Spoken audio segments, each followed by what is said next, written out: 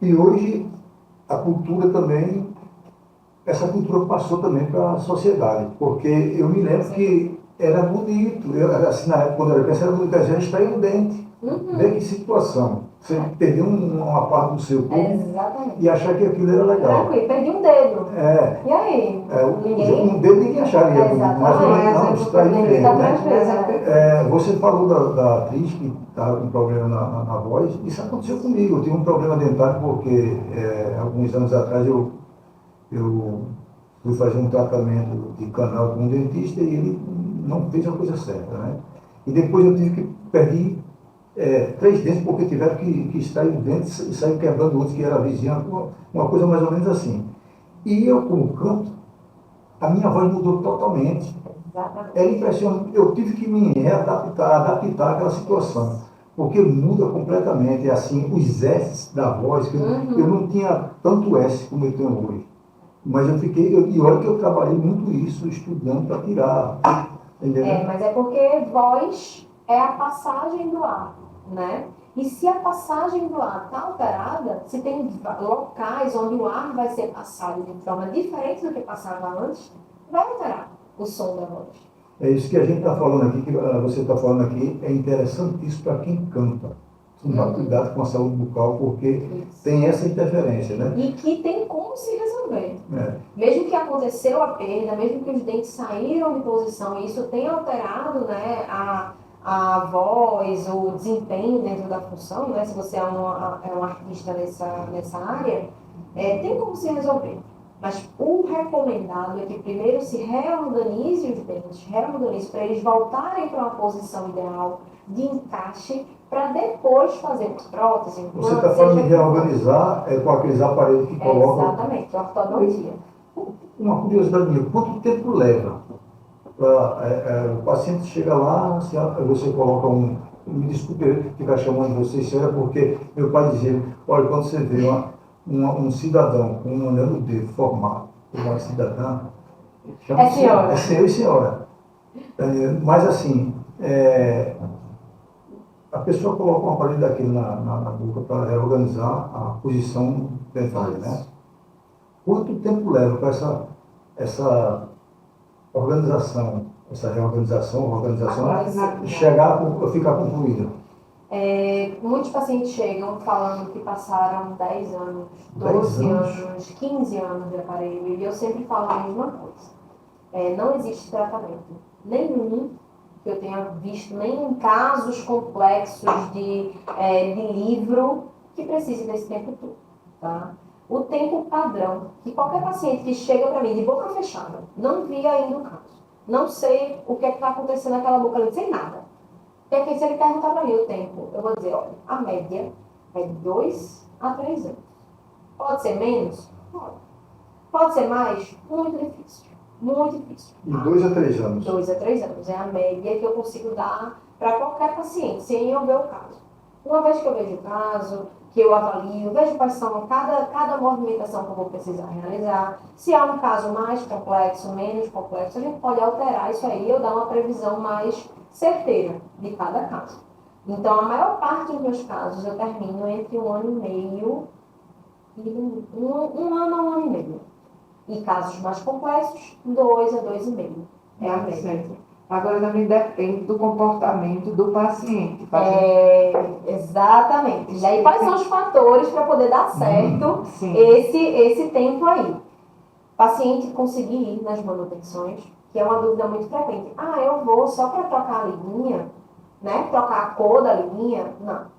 A gente está trabalhando com força, a gente está trabalhando física. A gente precisa aplicar força para poder ter movimentação. Então, os elásticos ortodônticos, eles não são por estética, eles não são para ficar trocando indiscriminadamente. Eles são para poder fazer a movimentação que a gente deseja.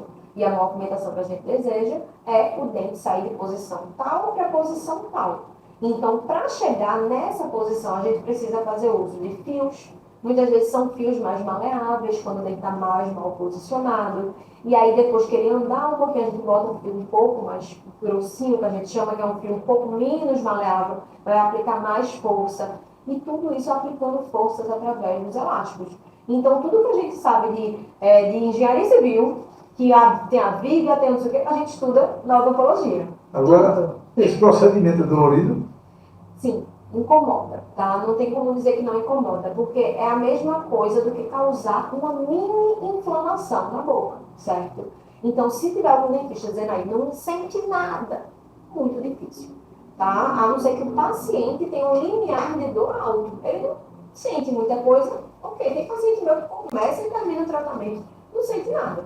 Já tem paciente que começa o tratamento achando que não vai aguentar, que está dolorido, que incomoda, mas aí depende do limiar de dor de cada paciente. Aí a gente vai se adequando a essa realidade de cada paciente e vai mudando. Existem fios mais tecnológicos, que tem adição de cobre, que tem adição de outros materiais dentro do fio, que trazem mais conforto. Existem fios térmicos, que eles são ativados com a temperatura da boca.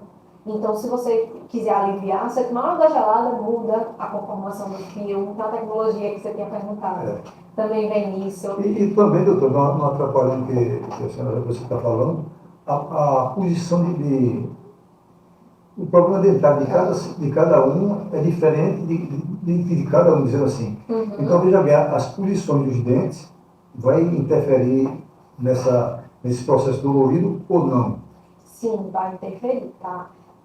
Porém, tem pessoas que têm um grande apinhamento. O apinhamento é o entremelado que você falou. Então, essas pessoas com grandes movimentações que não sentem quase nada, mesmo a gente aplicando uma força X. Igual, mesmo tendo os dentes todos, vamos dizer assim, fora de lugar. Isso, é muito mais relacionado à pessoa do que à movimentação. Porque, como eu disse, tem gente que tem casos que você imagina, esse cidadão vai sofrer, porque tem muita coisa para fazer aqui. Mas quando vê, ele diz, não senti nada, doutora, tudo certo. Já tem outros que você olha e faz, não, aqui tá tranquilo, não vai sentir quase nada. Já teve paciente de voltar e querer tirar. Mas o caso dela era muito simples, assim, muito tranquilo, muito leve a alteração, o apinhamento. Então não condizia o incômodo que ela teve com o que estava mostrando ali para mim. Então, aí você entende, cada paciente é um paciente. Então, ele vai ter limiar vai suportar a dor, o incômodo de formas diferentes. E a gente vai ter que se adequar a isso para ser possível aquele paciente passar por aquele processo sem tantos percalços, né? Sem tanto... E isso você vai descobrindo qual é a situação de acordo com os procedimentos durante o tratamento. Isso, mas sempre a gente inicia de forma leve. Porque precisa. Porque os dentes, eles estão a primeira vez que vão se movimentar. Nesse início, tem que ser uma coisa leve. A gente não pode chegar e já aplicar uma força extrema, mesmo se o paciente aguentar. Por quê? Porque tem um passo a passo. A gente tem alguns protocolos padrão que foi estudado, que na maioria das pessoas vai trazer conforto e resultado. Até porque ninguém quer ficar 10 anos de aparelho para sentir conforto. Agora, uma coisa que eu fico, assim, sem entender direito, porque, como eu já falei antes, eu sou leigo no assunto, né?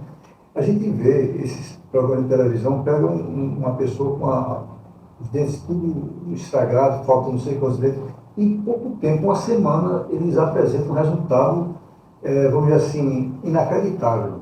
Né? É uma coisa, assim, em termos de estética, de beleza, perfeita. Agora me diga uma coisa, isso ali é natural, fácil de acontecer, ou aquilo ali são alguns especialistas que têm alguma tecnologia que implanta naquele paciente e consegue aquele resultado?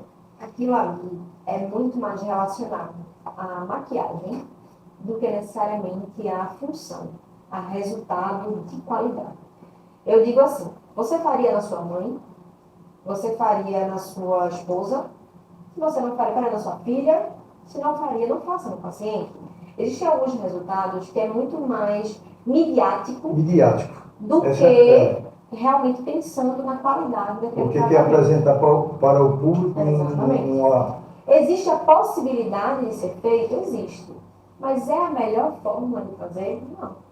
Então, existem alguns protocolos que você consegue sim fazer um implante e colocar um provisório, um dente já posicionado ali imediatamente? Tem. Mas não é todo paciente que a gente consegue isso com qualidade. Então, não tem por que você prometer isso para o paciente se você vai fazer de qualquer jeito. Tem paciente que você olha assim e faz, termina isso aí é na campo da minha área, na parte de reabilitação, né, que é mais implante, prótese, mas assim, isso mostra o desdém das pessoas com os dentes que estão mal posicionados. Muitas vezes botam uma faceta, botam uma resina, botam um negócio para poder maquiar aquilo ali, ao invés de fazer um procedimento mais longo, mas com melhor resultado. Que aí a orto perde muito nisso. Porque tem pessoas que olham assim, eu vou passar um ano ajeitando os dentes, eu posso chegar ali, fazer uma faceta e deixar o dente que está assim, botar uma massa aqui e ele vai já estar esteticamente, ele vai parecer que estava em outra posição, ou não. Porque a gente vê, né, desse pessoal, e principalmente esses programas de televisão, até que deixou de... Mas eu sei, é o estilo. Pega alguém, transforma... E aqui em uma semana, com um resultado maravilhoso, que a gente fica meio descobrindo que o cara... Às vezes aquilo ali é a custa de saúde, infelizmente. Futuramente ele vai ter problemas, né? Agora me diga uma coisa, tem pessoas que têm tártaros, é da sua área? É dentro da geral. É dentro da geral, né? dentro da tem geral. pessoas que têm tártaros facilmente, por exemplo, e não fumam, né? O que se dá isso?